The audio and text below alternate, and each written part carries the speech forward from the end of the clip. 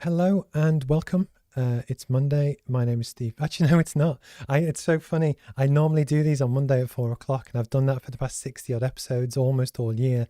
And it's not, it's Thursday.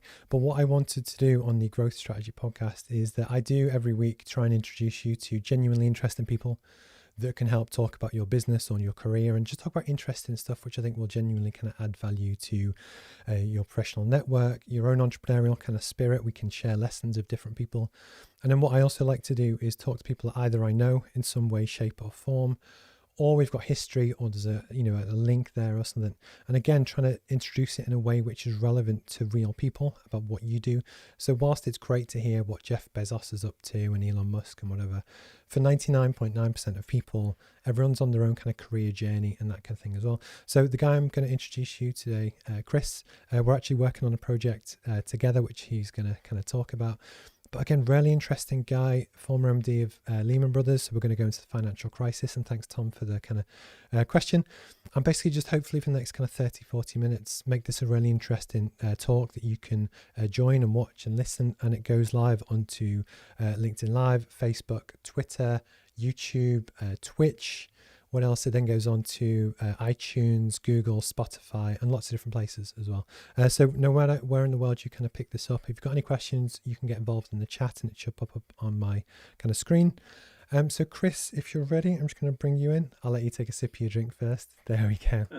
Thanks, Steve.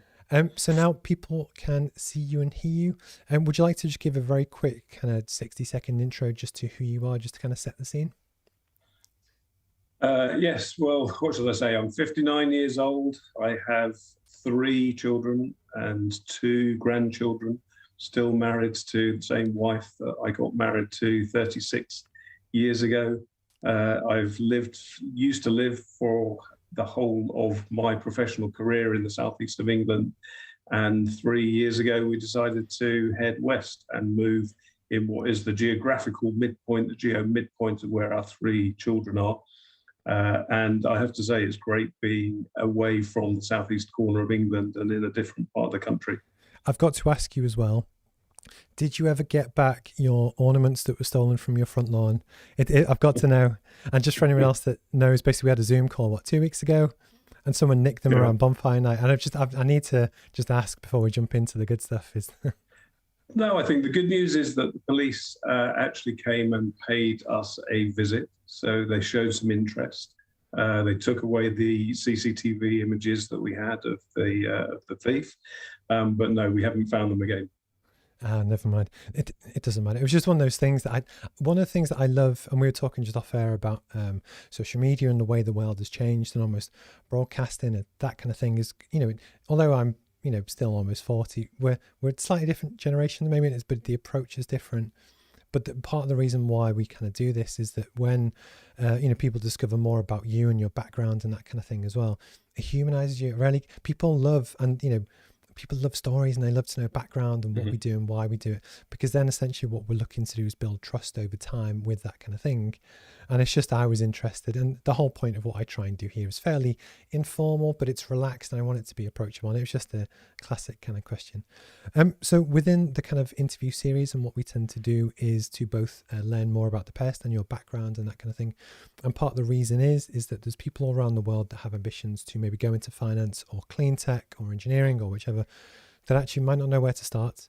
But then likewise, how can they learn from other people's experience, just to give them that leg up that not everyone has. It's the classic nepotism thing, but almost, people might watch this in YouTube in 4 years' time and think, I'd love to work, not at Lehman Brothers, but, almost anywhere. But it's that kind of, there's a real ability to share knowledge and experience, which will last on the internet as well. So I always love to kind of go into people's backstory.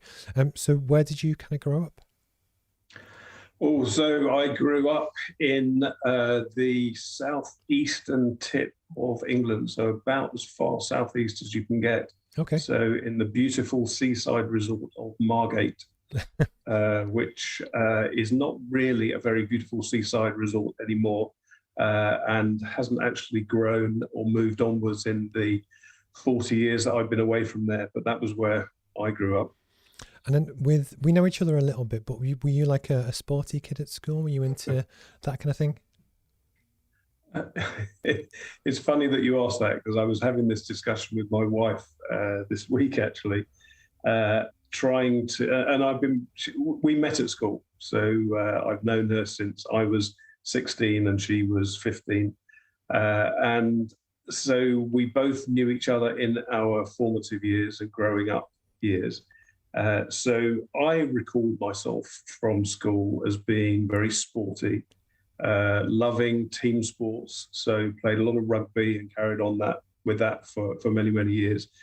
Played a lot of hockey, did some rowing, still have an ambition to row the Atlantic, although as you get older, that's becoming probably less and less realistic. Can I just jump in there one sec? One of my previous guests, a lady called Kiko Matthews, she holds the record for rowing the Atlantic. And if she can do it, and she made it clear that just with dogged determination, anyone can do it. So there is hope. And actually, I can find out who has the boat that she used if you really actually want to. I love it. Is it a two-man boat or a one-man boat? Solo.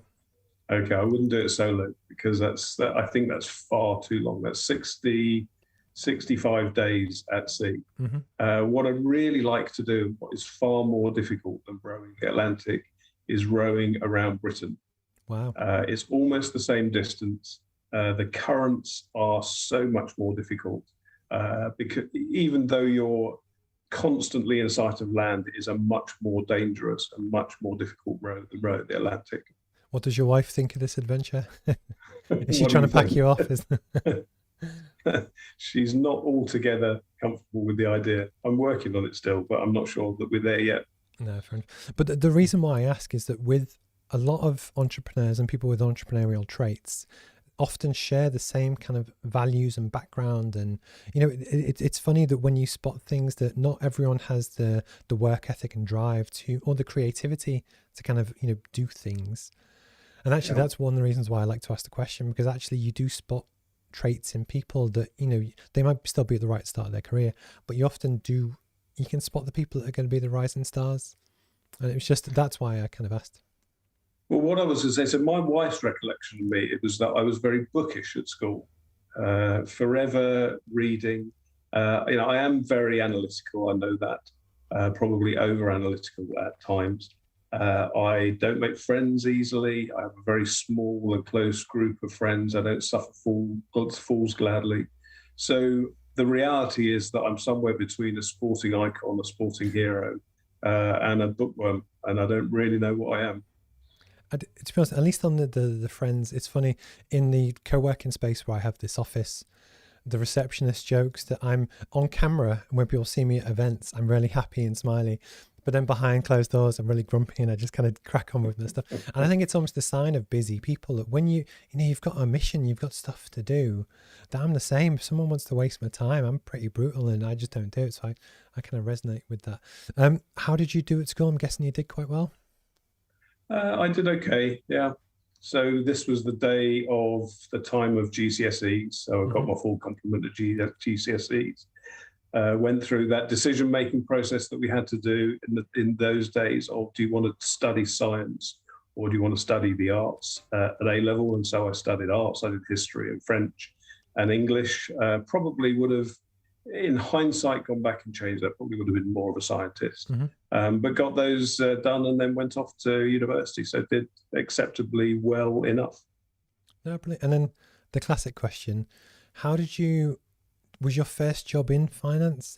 I'm interested in how did you kind of get into the sector, and then almost your growth path, and how did you kind of find your way in? Yeah, so I was persuaded, I think by my parents, that studying law at university would be a good thing. So my degree was in law and French. I worked out for myself a week into the course that I wasn't going to be a lawyer, that I didn't want to be a lawyer. I had no empathy with understanding legal niceties. So I spent 4 years playing a lot of rugby, eating a lot of curry, drinking probably too much beer. And at the end of 4 years, having known for quite some time that I didn't want to be a lawyer, it was a question of just casting the net wide and working out what I wanted to do. And I'm fairly numerate, I'm fairly analytical, as I said before. And so having had quite a lot of friends who had worked in the city, from school leaving age. I thought that was a good place to go. Lehman Brothers wasn't my first port of call. Lehman Brothers was my third job in the city. So I started on one of the classic graduate trainee schemes and worked up into becoming an analyst in the engineering industry, manufacturing industry, and then joined Lehman in '92. So I had 13 interesting years there. No, well, because what's your view on? Part of me always thinks that a lot of entrepreneurs and entrepreneurial people are quite rebellious.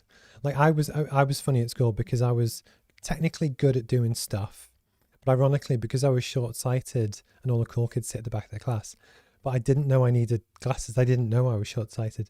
So I'd be good at the stuff. So the teachers liked it because I get good grades, but I was rebellious and disruptive because I get bored because I can't see.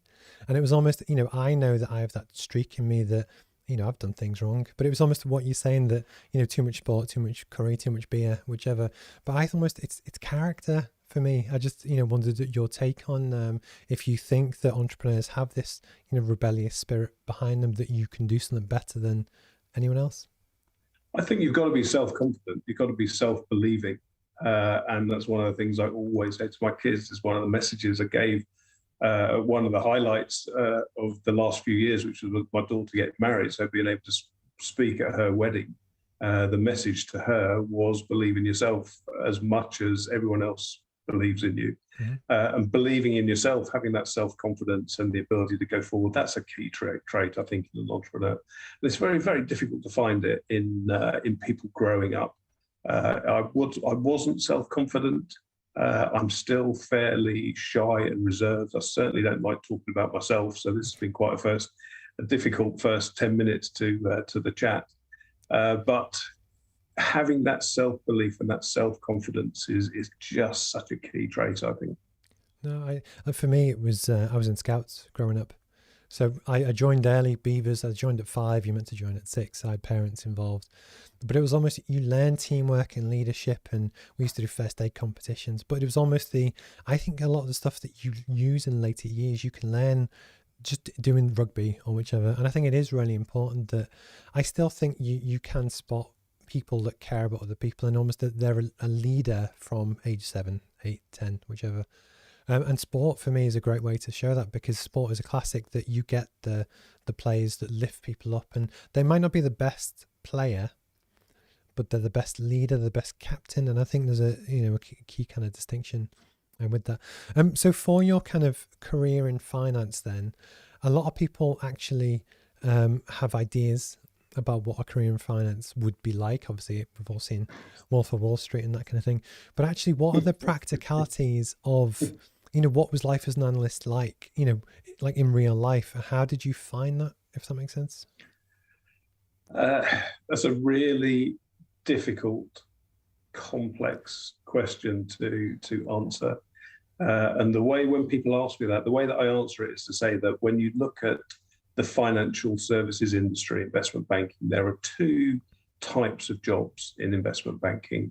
One is what I call content or domain expertise. So that's what I did as an analyst. I spent 20 years of working in the city, looking at engineering companies, learning about engineered technology, and you develop domain expertise and you develop content.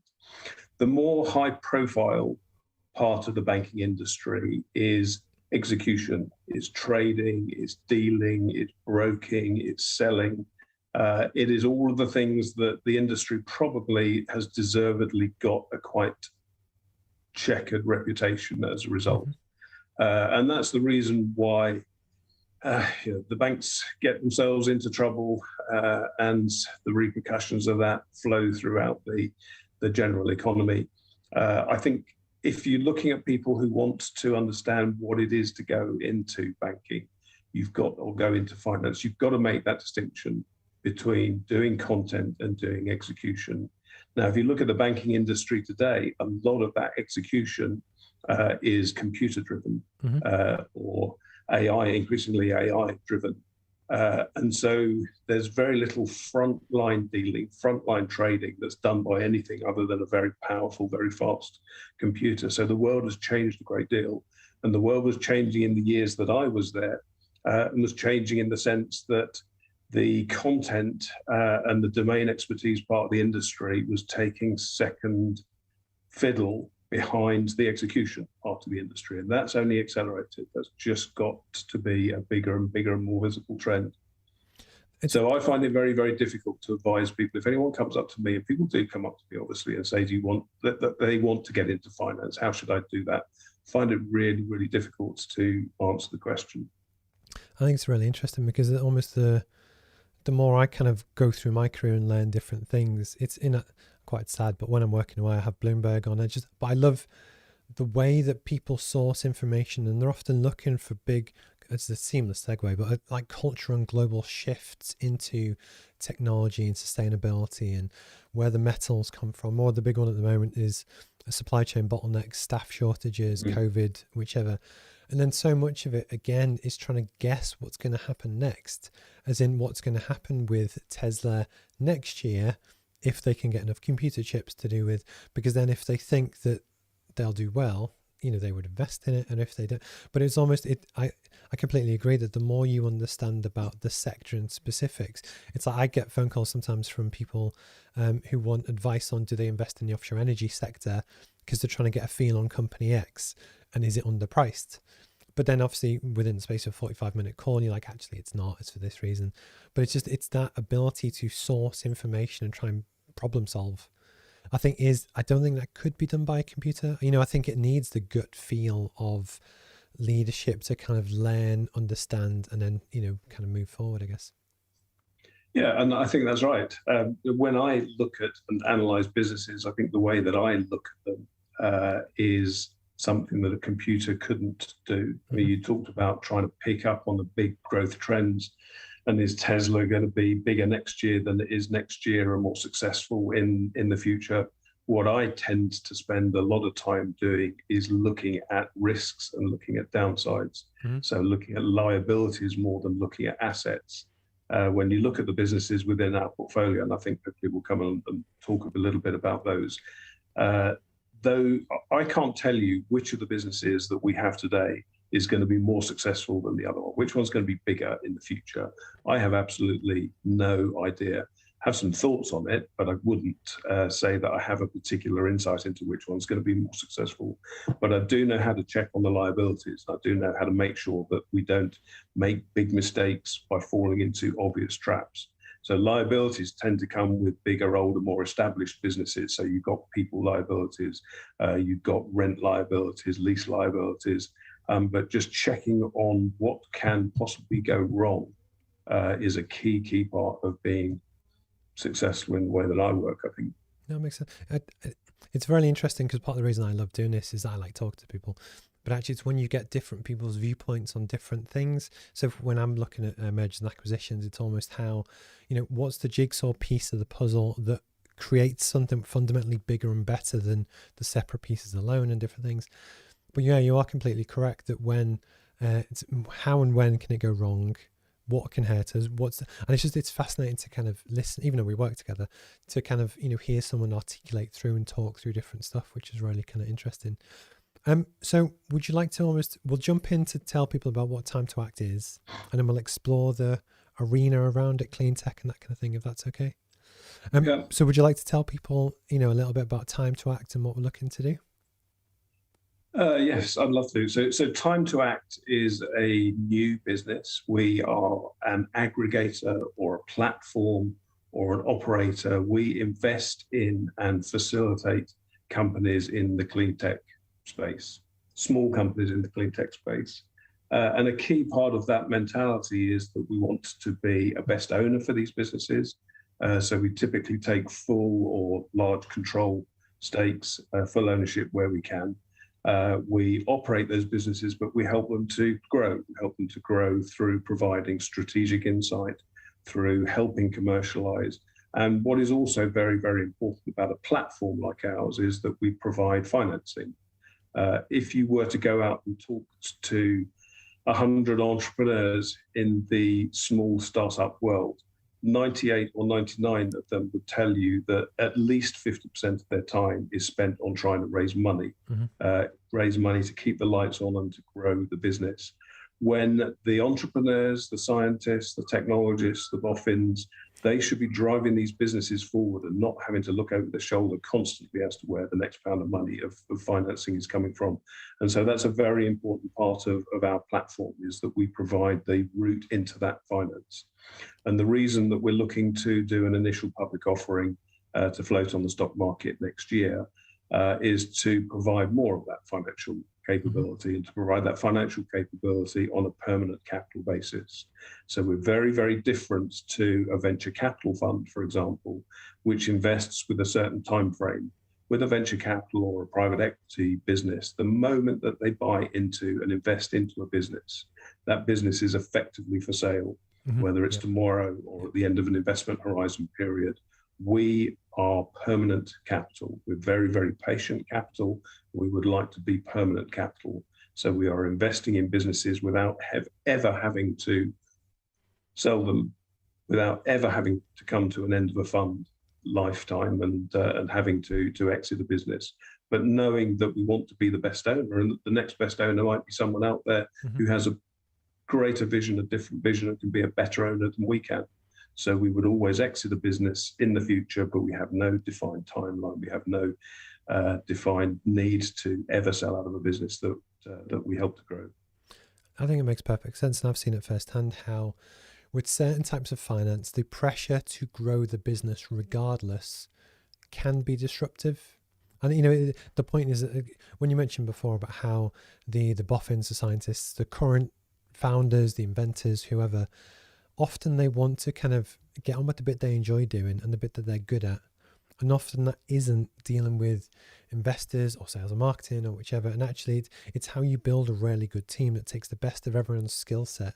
But because you have, I always use football or sports as an analogy, but you have the striker, but you have a good midfielder, you have defense, you have different players, but they each bring something special that you can create a championship winning team. It's like when Leicester won the league quite a few years ago.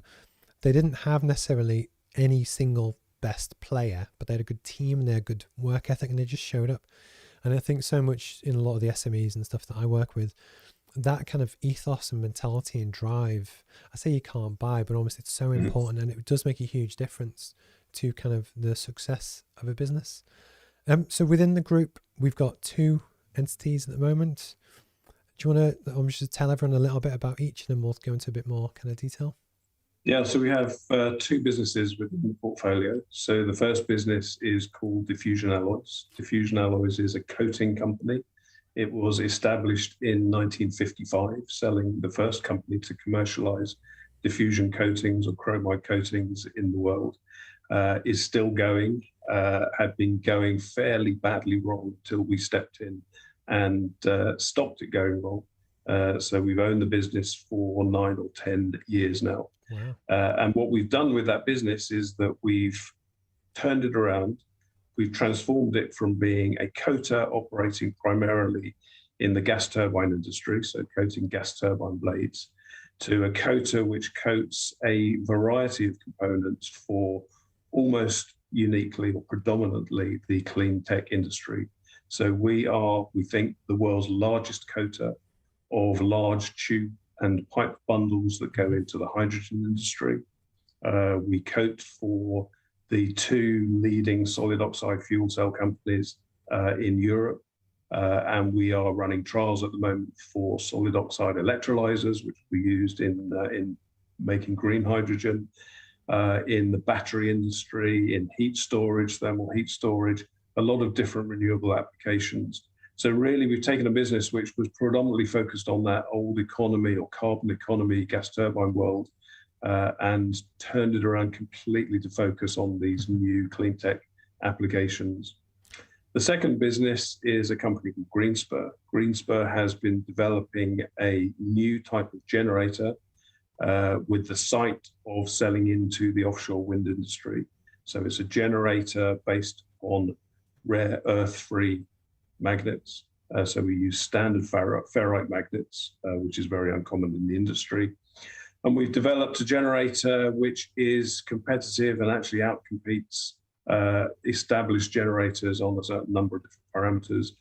We are hopefully this week, going to close our first commercial order in that business. So that is a very significant stepping stone into the next period of growth for that business.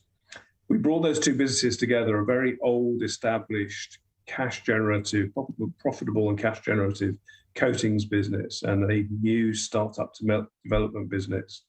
We put them together because there's a lot of commercial awareness in the diffusion alloys business. So despite being a small coatings company, we sell into GE, we sell into Siemens, we sell into Technip, Air Liquide, Linde, some of the biggest engineering companies in the world. And that ability to know how to talk to those big customers is a key attribute that we can bring to a lot of engineering and technology startups. And whilst a lot of startups have great products on the drawing board, getting those off the drawing board and into commercial application is a significantly bigger challenge that a lot of entrepreneurs see. And we can utilize, as I've said, that commercial strength in the diffusion alloys business and bring that across and help that and use that to grow other businesses within the portfolio. I think it's clever on many different levels because, again, you've got two complementary businesses. But then likewise, obviously, it was only last week, you had COP, and there's a lot of global change that people and generations of people are looking at how we help move industry, move the whole planet kind of forward.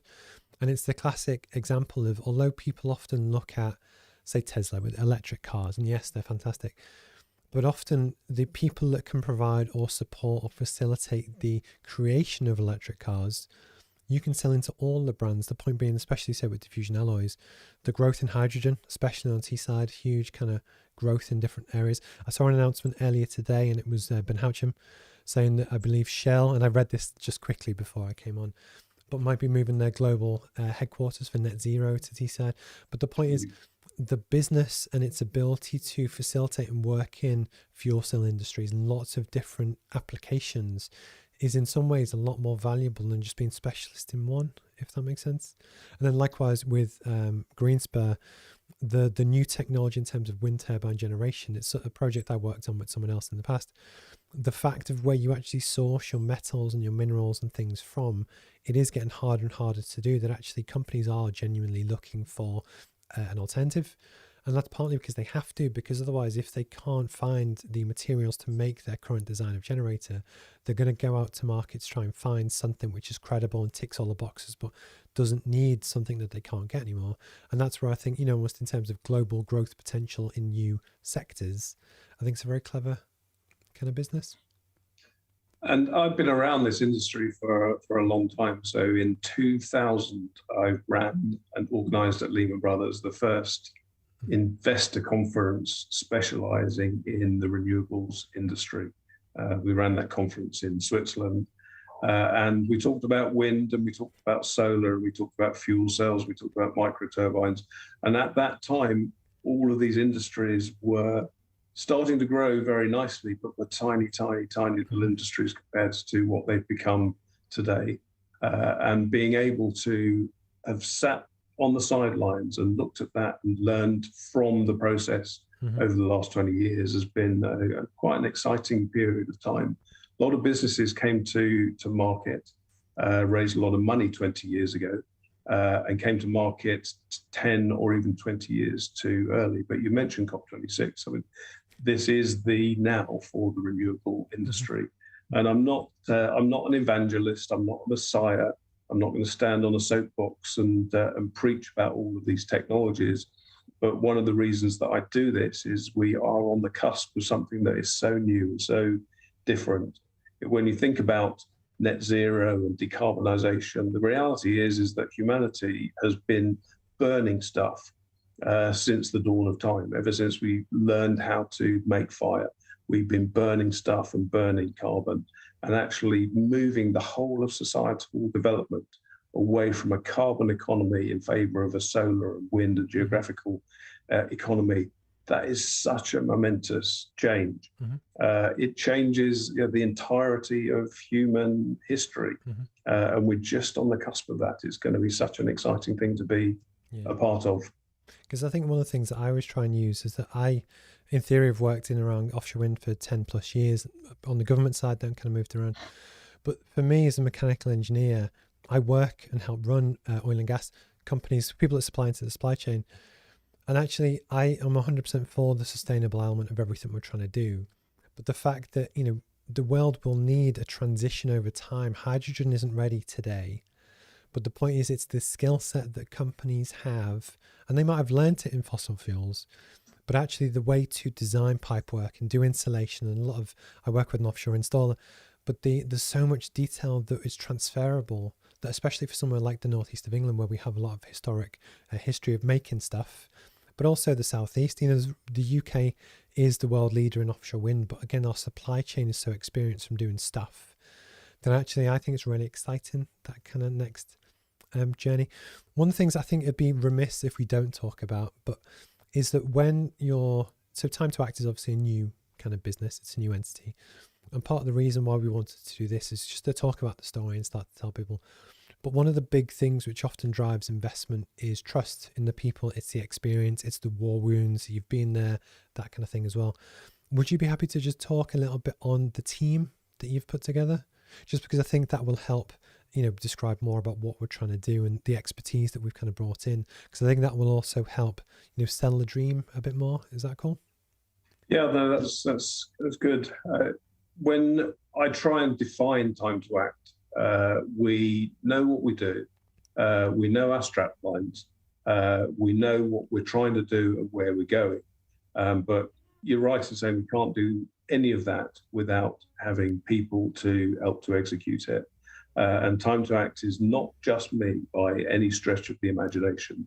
So what we've been building over the course of the last year is a stronger and stronger board of directors. Mm-hmm. And that board of directors includes myself. It includes the former CFO of Siemens in the UK and who was also the CFO of Siemens Gamesa. It includes the former country manager in the UK and Northern Ireland for a fairly well-established wind turbine company. It includes, since September, a young and hungry new finance director. It includes a sales and marketing director, Steve, who has experience in many of the industries that I just make it up, Chris. I hate to tell you. And we are on the verge at the moment. We are getting closer to closing the acquisition of a third technology to bring under the platform. And that third technology has been developed by an engineer who actually specializes in the wind industry, but with a background actually in diffusion coating and materials science. Mm-hmm. So he would hopefully, and has been, we've talked to him about joining as a chief technology officer. So bringing in a chief technology officer with a range of experience across a range of renewable materials disciplines is incredibly important. And when you look at those names, and we could spend more time describing those and filling out those names and filling out those people, what you have is what I describe as a heavyweight board of directors helping SMEs punch above their weight. And that's really what defines Time to Act. We can act as a conduit to the financial markets, we can raise capital, we can help to commercialize, but at the end of the day, we have a substantial amount of life experience, work experience, and a heavyweight board of directors who can really provide value into those small companies. Couldn't have said it better. And I think one of the things that I also quite like is that, you look at all of the data and the analysis and stuff online. There isn't that many credible investment vehicles for businesses like this. That I know there's so much stuff that we can't say, but you have some really, really big ones that are really good. But then likewise, often two of the USPs is that the team that can actually get involved with smaller entities and give them the care that they deserve and kind of need to nurture them to help them grow. But then the fact that we have based in the northeast of England, we quite literally, we know the companies we work in and we know the supply chain. Especially for investors, it's the ability to spot things before they become mainstream and find the opportunities, and then have the stakeholder relationships and things to really help nurture and grow these businesses. And in some ways do it the good old-fashioned way, but still using things like streaming and using the expertise. And I just think it's a really exciting business to be in at the right time, especially arguably after the last few weeks with COP26. it couldn't be a better time to create an entity like this, because there is global interest in it. And then I guess part of my job is to make sure that we articulate that as well as possible, so that people see us as a credible investment vehicle to get involved in, to back us, that we can do something special in the space. And the more I work with the different team members and that kind of thing, I have complete faith in what we're doing. And hence why I kind of wanted to get you on today. Before it goes dark and we all kind of go back to our regular lives and that kind of thing as well, I have different sections which I tend to kind of go back to, and it's all about sharing experience and some of your lessons learned and that kind of thing as well. And it also has a bit of its own section on YouTube as well. I don't know how much time you spend on YouTube, but it's quite down with the kids. It's the world's second biggest kind of search engine. But would you be happy to share what is the best piece of advice you've ever had? Yes, yeah, I would. So there are two pieces of advice, actually. So I'm going to share two with you, if that's okay. Yeah, of course. The first came from my dad, and he gave me a story one time, which is that you go into a hotel, you're on a week's holiday in that hotel, you're presented with a wine list on the first day of your holiday. And like most people presented with a wine list, it looks like it's written in a completely foreign language. And his advice was that you start at the bottom, the cheapest bottle of wine on there, and you just work up until you find something and you try that. And if you don't like it, you try something new the next. But you certainly never stop. You certainly never start with the most expensive bottle of wine. And the reason why that's a great piece of advice is because the moral behind it is not about choosing wine, obviously. The moral behind it is a fool and his money are very quickly parted. Or you can walk into a restaurant and flash your gold Amex card, and you're only ever going to end up looking like a fool. Just be yourself. Do something that that you like and that you understand, and don't be persuaded by the love of money and the love to flash money around. There's nothing smart in being flashy and buying the most expensive bottle of wine on the wine list. So that was one piece of advice. And then the second one, which is one I still pass on to all of the people that I work with, which is how to be a managing director or a CEO of a business. Because a lot of people that I talk to, and a lot of people that I come across are running around so busy that they have very, very limited time to ever look at the bigger picture. And the piece of advice that I have and that I would give is, as a managing director, do one thing every day that makes a difference. And that one thing can be one phone call. It can be send one email. It can be read one article. Just one thing that makes a difference. And that one thing, my favorite one of those one things, is sitting with your feet up, staring out the window for an afternoon. And again, that doesn't mean sitting with your feet up, staring out the window. That means taking time to actually think about what the business is doing or where the business is going, and use that time to have a great thought, have a breakthrough thought about where a business is going to go. So there's two pieces of advice. No, I love it. And I also love when I don't know where a story is going to go. So you're talking about the wine list, and but that's the fun of it. I think it's great. Out of interest, where do you do your best thinking? So for me, I don't take the pressure off. It's that when the reason people meditate, for me, the reason people meditate is when you concentrate so hard on one thing that allows your subconscious brain to switch off, and that's when it does its thing. So for me, it's driving or doing sport, where you're in the moment doing something, so your functional cognitive brain is busy, and that's when I do my best meshing together to come up with ideas. And that I thought I'd buy you some time in case you just didn't know the answer. No. So I told you right at the beginning that we moved southwest a couple of years ago. So we actually live in Cheltenham. Cheltenham is a town full of big Georgian townhouses. So I'm sitting at the top of our big Georgian townhouse at the moment, looking out onto the park. And that's when I do my best thinking, is literally staring out the window at the park in front of me. We have a very fortunate that the house faces a direct east-west access. So the window that I'm looking out of at the moment faces directly west, so I can see the sun going down, and I can see the awesome colours in the trees, and I really need to just switch everything else off and stare out the window. And that's where I do my best thinking. No, honestly, I think it's great advice, because I think often, like, I could be guilty of this where I'm so busy doing different things. When you're like, Steve, where's this? And you're spinning so many plates that often you do need time. And my wife says to me all the time, look, take some, I'm famous for working through the weekends, but it's almost, I completely agree. You need to pace yourself and actually have the thinking time. That it's always, with the best of intentions, people are super busy. But actually, I think, from someone as experienced as you are, I think that's a really kind of good one. If you were to give advice to your younger self, and you could pick the rugby player at school, you could pick the law student that didn't really want to be there, you could pick, starting off in finance, whatever you wish, what would it be? I knew you were going to ask that question, so I have prepared an answer to that one.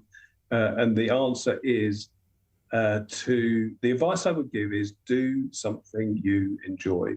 Do something that you are passionate about, not something that you're told to do, or your parents guide you towards. Is do something that you think you can do differently and be good at because you are passionate about it. And I think it feels sometimes somewhat luxurious having, as I also said, a 59-year-old gone through a very interesting property cycle. It's interesting sitting in a large house, that I still think that we can persuade our children to do what they're passionate about and what they're interested in, because I still believe that despite the fact that we've been through this tremendous period of economic growth, every single generation is going to do things differently, more passionately, and make their own successes their own way.